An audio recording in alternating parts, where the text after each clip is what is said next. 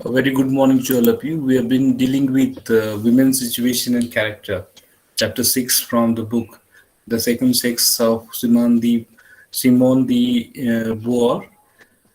So we saw how the text, the second sex, is a pillar of feminist thought, feminist theory, and it contributed to the 20th century philosophy in general too.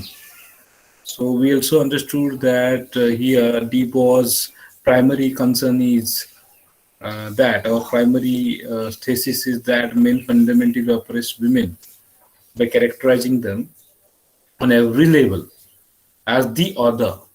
So this is to be noted and defined exclusively in opposition to men. And we saw how the contrast, the opposition is established. Means man occupy the role of the self or subject, woman is the object, the other. He is essential, absolute, and transcendent. We saw it, and she is inessential. All opposite or antonyms are used. You can see that absolute, incomplete, and mutilated. Then he extends out into the world to impose his will on it, whereas women is doomed to evanescence or inwardness. She is not allowed to express herself freely. He creates, acts, invents, whereas the woman waits for him to save her. And this is conditioned, actually, she thinks. This particular distinction is rather the basis of Debau's arguments. We also understood that while it is natural for humans to understand themselves in opposition to others, but this is a flawed process.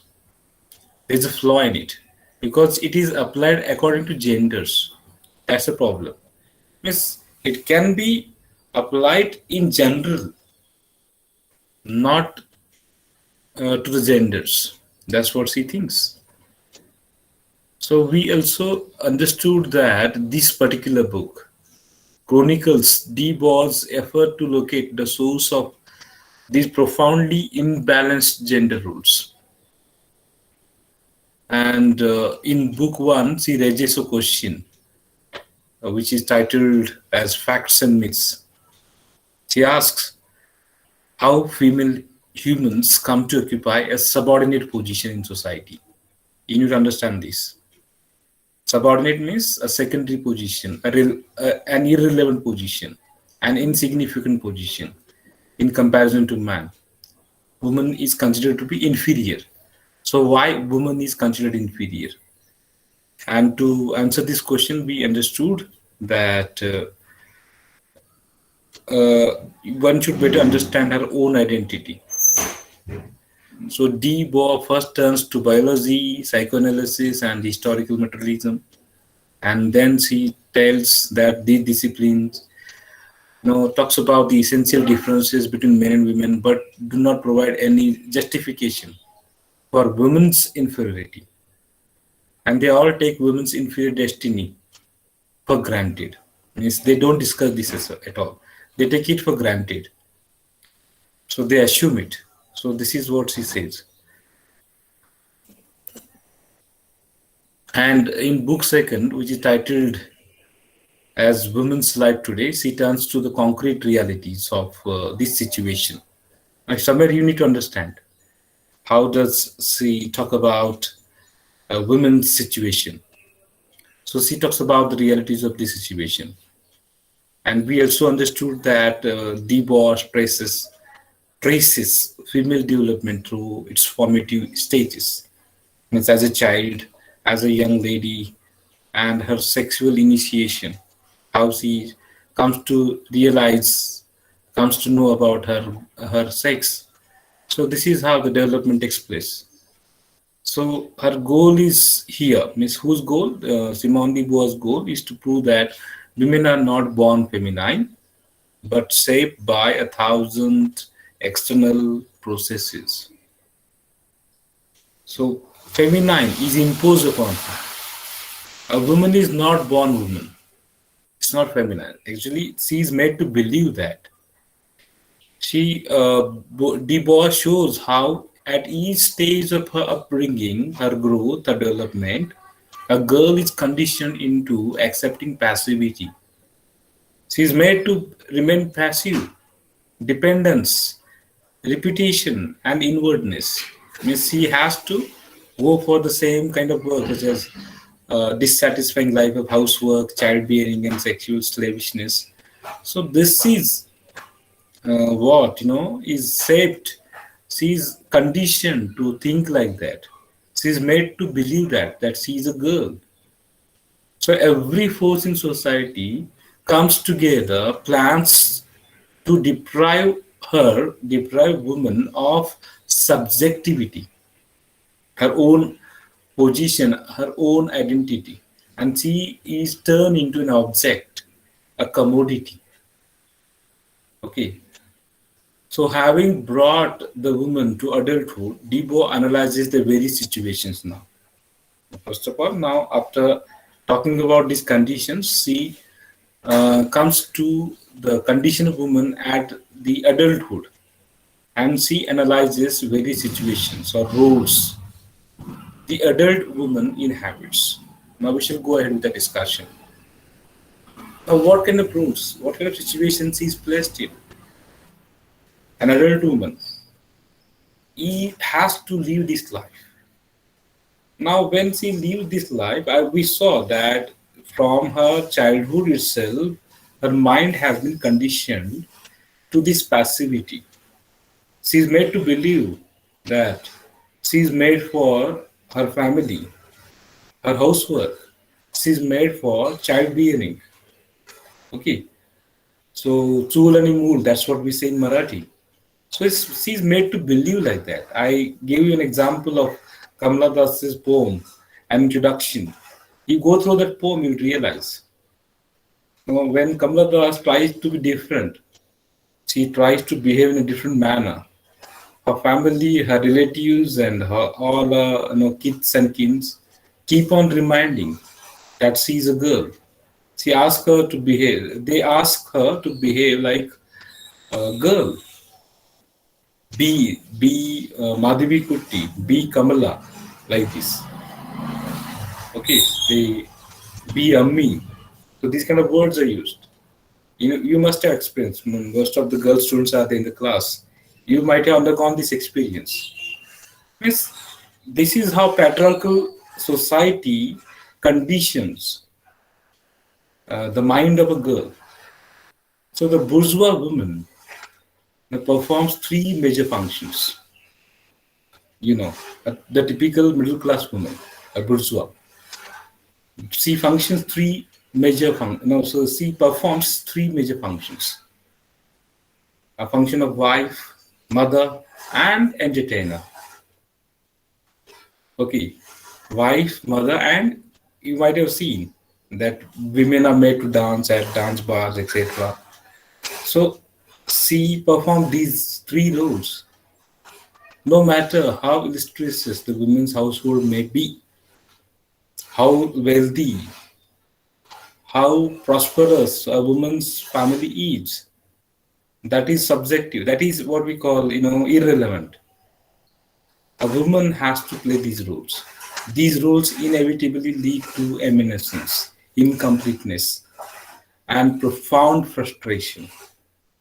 Now, some of you may not agree with this, but if you look at her opinions objectively, then time you will understand it. What happens, we may oppose her. We may think that she is talking very negatively. This is why a woman is, women is there on this earth. That is not natural. That is cultural. A culture makes you to believe so. Your religion makes you believe so. Your caste makes you believe so. Ultimately, your society makes you believe so, and your family makes you believe so. Now, at this juncture, once your minds are conditioned, you may oppose all these thoughts.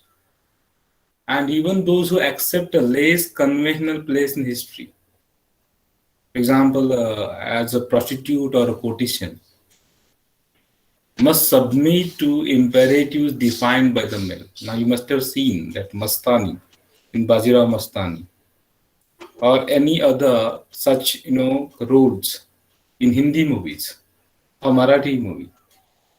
Even if they are in the role of a prostitute or a courtesan, they have to submit. If you have seen some movies, of Amitabh Bachchan, Mukaddar Ka Sikandar, or any such movie, wherein you must come across such kind of characters. The character played by Rekha in Mukaddar Ka Sikandar, or in Sharabi, I think. I don't remember in Sharabi it is there or not, but in Mukaddar Ka Sikandar I do remember. Okay, so what happens exactly? These characters are controlled by the male itself. Means even if they do not belong to the typical bourgeois family, so they also, even if they are just come out of the conventional role, still they are dominated by the male. That's what she says. So this is the situation that she is referring to here. I happen to think over this particular fact. I just thought that I had made a comparison between a cow and a woman. A cow, she is called Ganga, and a woman is Lakshmi, and then a cow is treated very well, and she is given that uh, kind of animals are given that kind of bale and all around their neck they are put, and a woman in the her family is also given jewelry and all, and these are the symbolic things, they are tied to the conventions by doing so. A cow is tied, even if it is held with reverence. A cow is in Hindus especially. A cow is respected, it is worshipped, but still it is tied. And same in the case of Lakshmi, a woman. She is given jewelry, she is given all kind of luxurious life, but ultimately she is expected to remain tied to the family's tradition. So this is what. So, but these are very actually micro level things that we fail to observe, we fail to see, but the feminists see this. So, Debo reflects on the trauma of old age. And during the old age, when a woman loses her reproductive capacity, she loses her primary purpose and therefore her identity itself. During the old age, a woman's reproductive capacity is lost, and her primary purpose to entertain a man is lost, and she loses her identity too. So, in the final chapter of this section, in book 2, she talks about women's situation and character. In this chapter, she reiterates the controversial claim that women's situation is not a result of her character. Rather, her character is a result of her situation. So this is what you need to understand. Women's situation is not a result of her character. So this is very controversial claim. Her character is a result of her situation. You think, no, we judge, she's a good woman, she's a bad woman. So in terms of character. So this is not something that she appreciates. She thinks that her character is a result of a situation, means the religion in which she lives, the caste in which she lives, the society in which she lives, the family in which she lives. So all these forces are responsible for it. The situation. These were the situations. And her character is shaped by these situations. So situation means not because of situation that women, because of a character, the situation is created. For example, I'll tell you, Miss C is trying to claim that a prostitute does not become prostitute because of her character, but because of situation. So her character is a result of her situation. So her mediocrity, complacency, lack of accomplishment. Mediocrity means lack of creativity. Complacency means to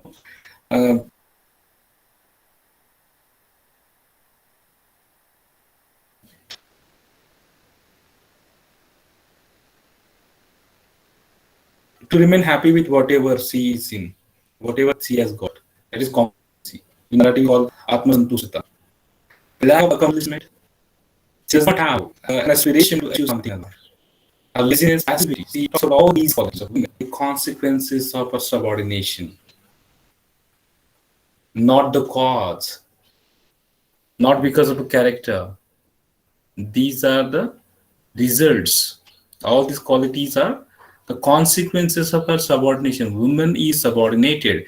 She is made to believe from her childhood that she is incapable of doing something. She is dependent. She is passive. She cannot go do things on her own. She has to take help of the man, especially bourgeois women. You must have seen, a woman from labor class, working class. They are not, dependent on their husbands. Sometimes their husbands are dependent on them. They're drunkards, they are irresponsible, they are careless. But these women never submit. They go out, they, work in the work hard, manual labor. They're involved in, and they look after their families without any kind of fear. And such women are treated, they are described as bad women. Rather, they go out, they work hard, okay, and they earn the livelihood for their family. They are not dependent. But the typical bourgeois woman, of course, these things are changing these days. So this particular statement, this particular controversial claim has to be reconsidered here. When she says the situation is not a result of her character. Her character itself is the result of her situation. Okay, we shall talk about some other aspects in the next part of our discussion.